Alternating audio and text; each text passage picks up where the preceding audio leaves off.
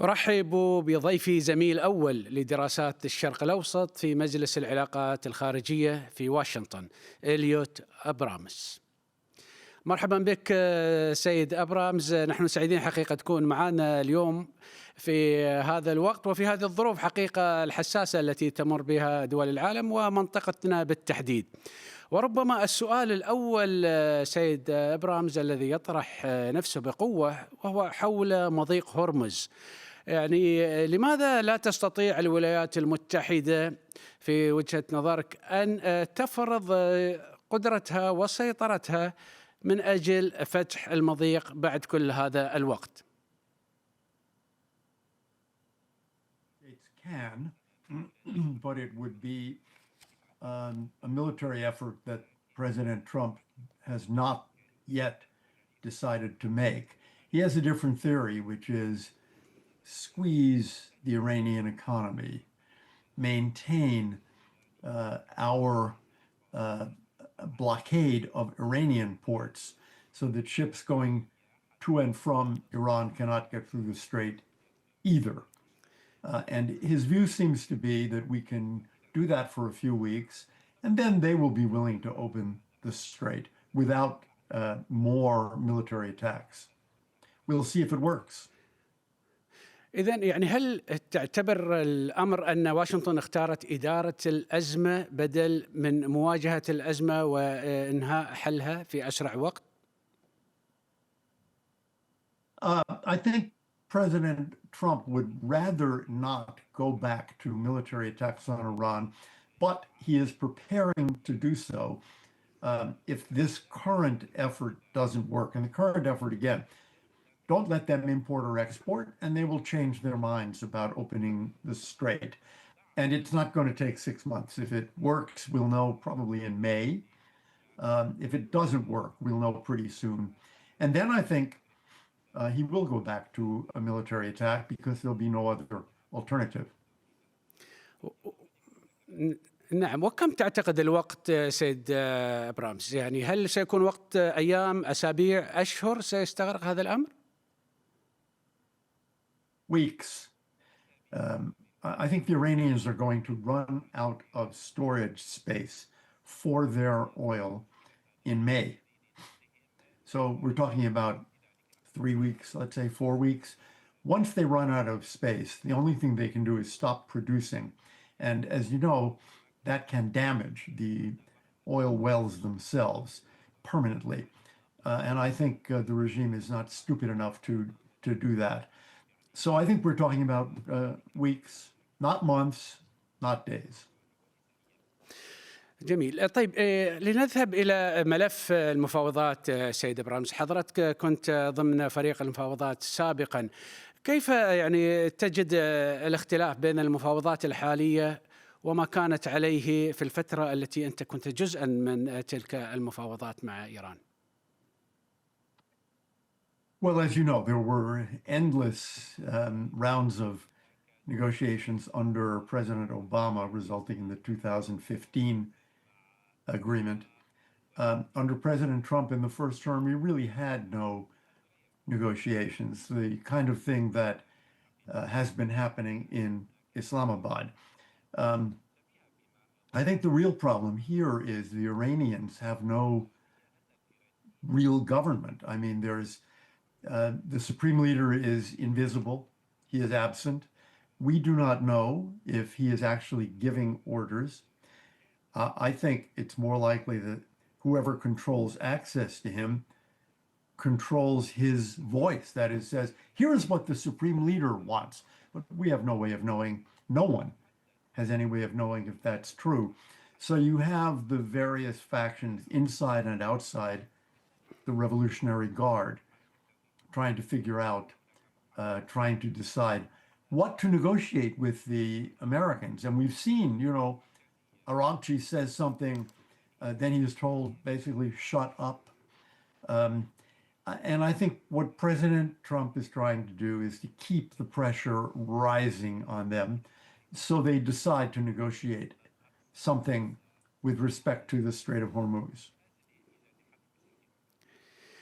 إذن يعني بالنسبة للمفاوضات كذلك، هل تعتقد أستاذ أبرامز يعني أن هذه المفاوضات إدارة ترامب وكذلك النظام الإيراني يديران هذه المفاوضات كسبا للوقت؟ هل كل طرف لديه أهداف معينة يريد أن يحققها وبالتالي يدخل في هذه المفاوضات ويتشعب فيها ويأخذ وقتا أطول؟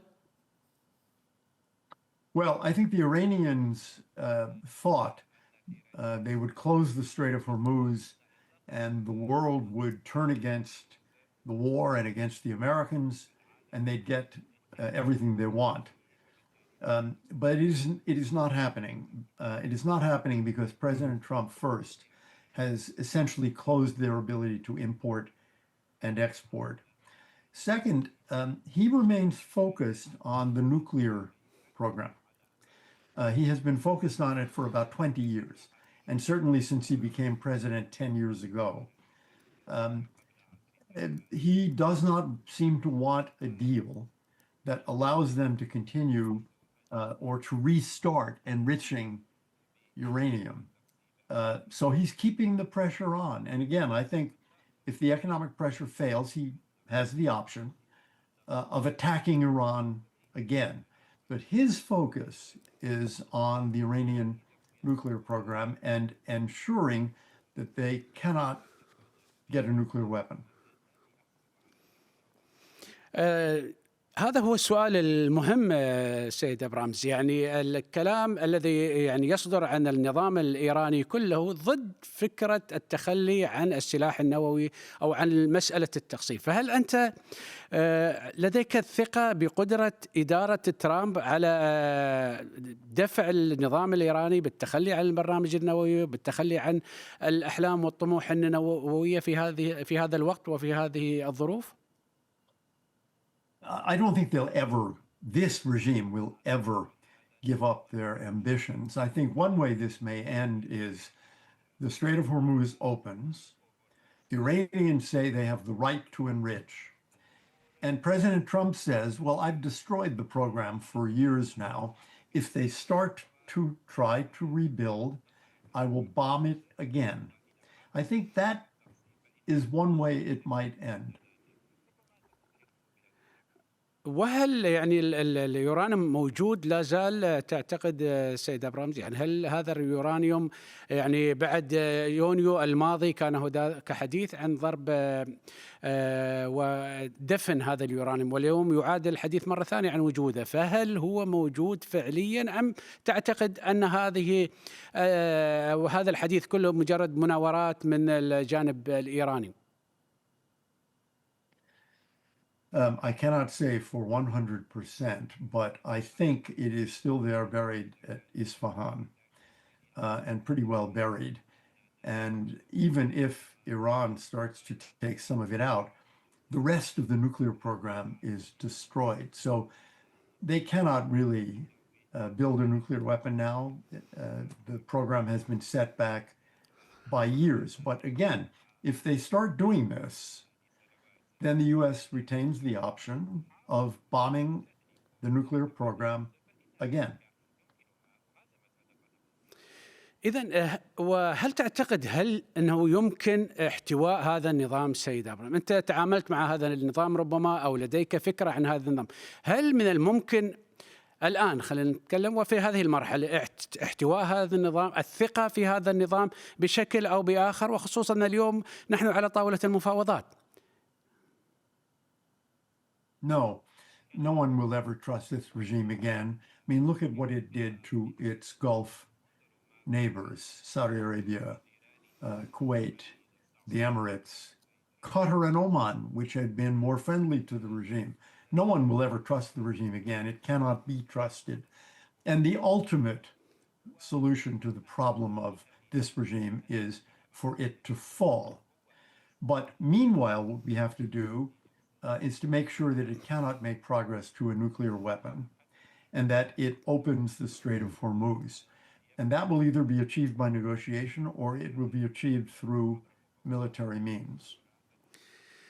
هذا السؤال المهم السيد أبرامز، يعني هل يمكن إسقاط هذا النظام وكيف يعني نجد اليوم بعد هذه الضربات الأمريكية الإسرائيلية الصف الأول والثاني وربما الصف الثالث من القيادات الإيرانية تم القضاء عليهم والنظام موجود.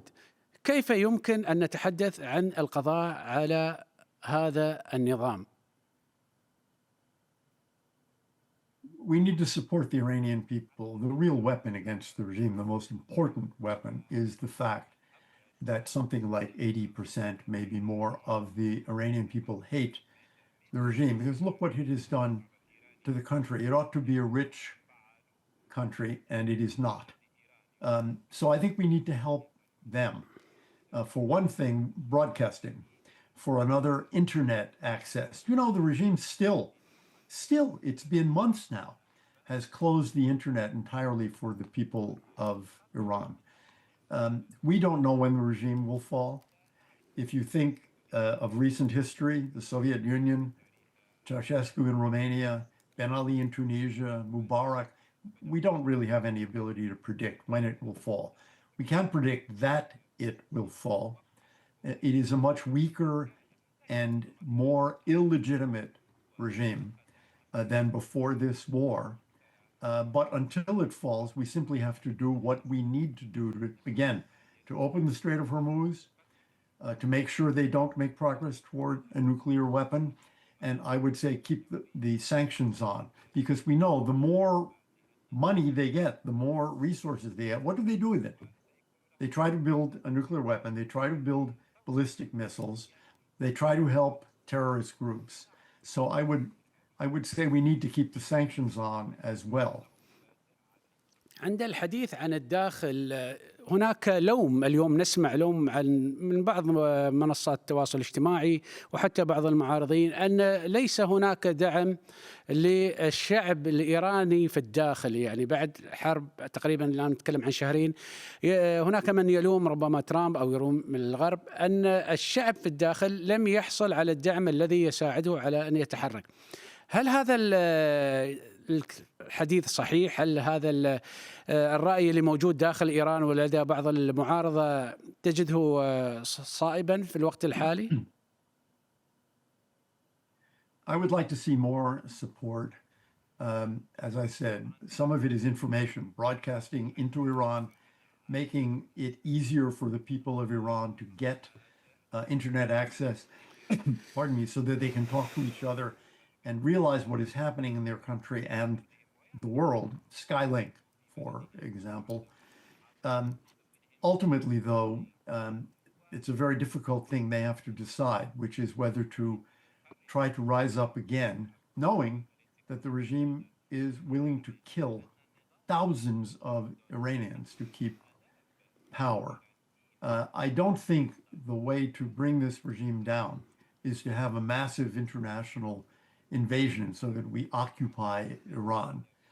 I think the way to do it is to keep resources away from the regime and make it clear that we all support the people of Iran. And we do have to think about ways to get resources to the opposition and opposition groups in Iran. هناك حديث عن سيطرة قوية داخل طهران أو داخل إيران في المدن كلها من البسيج ومن الحرس الثوري، وهناك حديث آخر أن هناك انقسام في النظام الإيراني حاليا. هل تعتقد فعلا هناك انقسام في الداخل في النظام الحالي أم أنها مسألة تبادل أدوار وتبادل في التصريحات وفي المواقف وهو موجه للخارج؟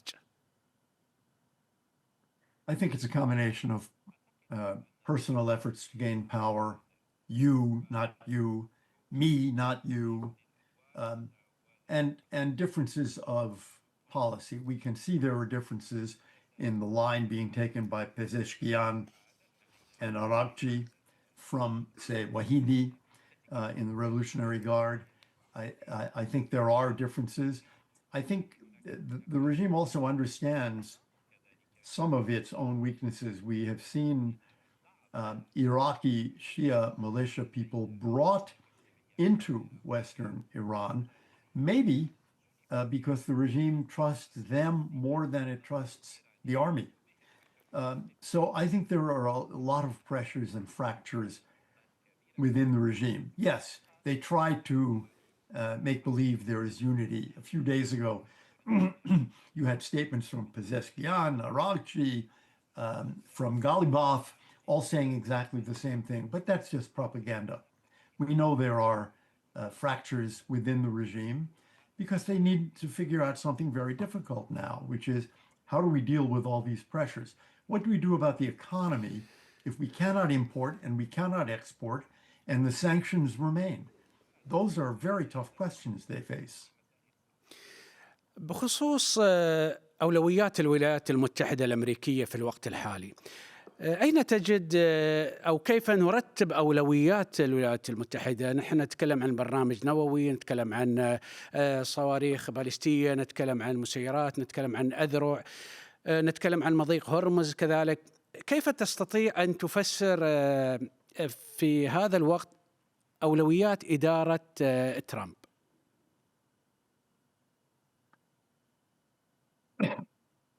Pardon me. That's it.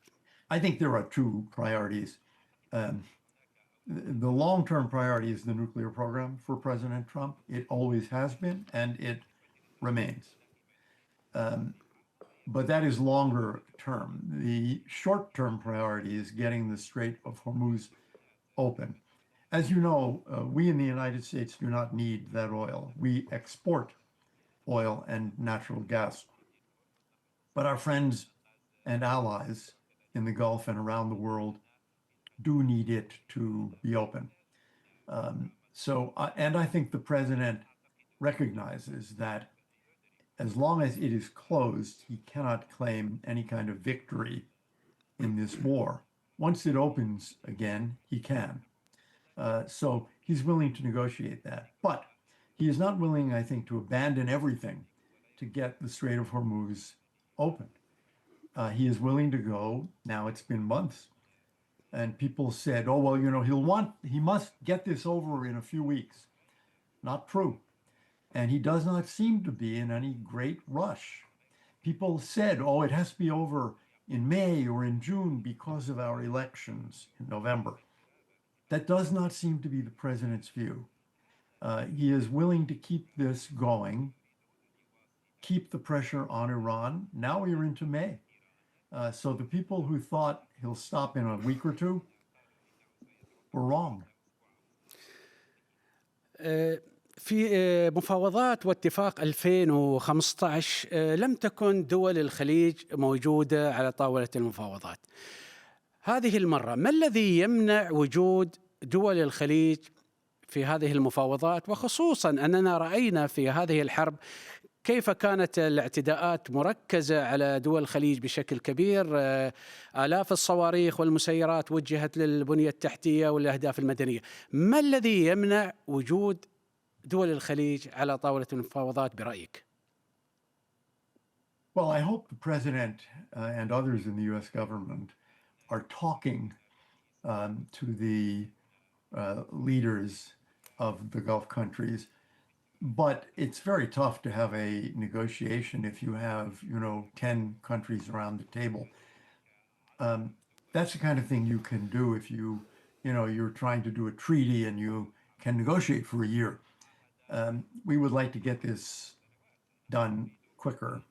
And it's complicated enough if it's the US and Iran. I think it's just a pragmatic problem of having more countries around the table. طيب سؤالي قبل الأخير سيد أبرامز، لو فشلت المفاوضات الحالية، المفاوضات الأمريكية الإيرانية، هل نحن نتجه إلى حالة تشبه حالة العراق أم حالة تشبه حالة أفغانستان؟ طبعا بالنسبة للولايات المتحدة ودورها في هذين البلدين. Well, the United States is not going to send thousands and hundreds of thousands of troops as it did in Afghanistan and Iraq. The United States is not going to occupy Iran. And what you have from the American point of view is an air war and to some extent a naval war, not a ground war. So I think the comparison to Afghanistan and Iraq, also those lasted for years, is not persuasive. But I think the president is capable of another round of air war with Iran if that's what it takes to get the Strait of Hormuz open. نعم. طيب سؤال الأخير سيد أبرامز، لو كنت في البيت الأبيض اليوم ما هي أهم القرارات التي سوف تتخذها خلال 24 ساعة المقبلة؟ 24 hours. I wouldn't take any major decisions. I would say what the president is doing, again, making sure that the Iranian ports are in essence closed because they cannot import or export through the Strait of Hormuz. I would say make sure that's tight. Make sure that Iranian ships and ships going to and from Iran cannot succeed. Keep the pressure on Iran. Keep the economic pressure on. Keep the pressure on their oil export facilities on. And let's see how long it takes before they change their position. زميل أول لدراسات الشرق الأوسط في مجلس العلاقات الخارجية في واشنطن إيليوت أبرامز، شكرا جزيلا لك والشكر لكم مشاهدينا. Thank you. Thank you very much, Chair. Thanks a lot. Thank you.